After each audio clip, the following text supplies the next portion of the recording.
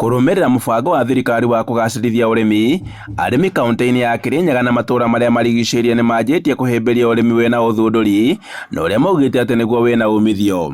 Ataaramu a ũrĩmi makiuga atĩ ũrĩmi wa kĩrĩu na ũrĩa wa nahau kabere wĩna ũtiganu mũnene, kuona atĩ wa kĩrĩu mũrĩmi nĩ aragĩa na umithio. Ingithanĩtie na ũrĩa arĩmi mamerithagia mĩũngũrwa yao tene. Arĩmi kaingĩ nĩ macokagĩria nyanya kaingĩ. Yani maitithia mĩũngũrwa ti yothe gũ-peak tuge ya percentage ya 65%. No gaka mũrĩmi ahanda mĩũngũrwa ĩno ĩkũrĩtio na this new technology nĩ hotaga gũ-pick up na ihenya mũno na ĩkoragwo na transplanting ability ya over 95%. Koguo mũrĩmi nĩ ekũhota kũ-gain more kumana na kũhũthĩra tekinoronjĩ ĩno njerũ. Marauga atĩ ũrĩmi wa kĩrĩu mũrĩmi ena ũhoti wa kũgetha na kũhanda nginyagia hĩndĩ ĩrĩa kwĩna riũa, kuona atĩ ũitĩrĩria wa mĩmera maĩ na njĩra ya kĩrĩu nĩ ũrahũthĩra maĩ manini ũrĩmi-inĩ. Huwa tunaonyesha wakulima unapokusanya maji kwa mambo ya ukulima ya mimea, pia inaweza kukusaidia kwa njia nyingine ambazo unaweza fuga samaki kwenye hizi shamba. So kwa mkulima pia inampatia faida kwa sababu hiyo maji inaingia kwa drip.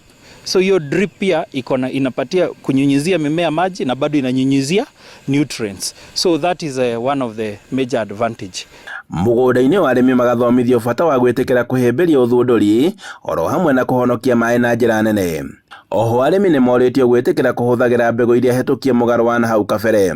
Mĩrimũ nĩ yaukire mĩingĩ mũno mĩmera-rĩ wa yonthe wana ng'ombe-rĩ na cost ya gũtreat kana ya kũthondeka indo imwe ta icio igũrũ, but with the technology nĩ tũrateithĩka mũno, at least nĩ kũroka crops iria ciĩ drought resistant na pia ciĩ resistant to mĩrimũ ĩno ya ĩkuo thikũ ino.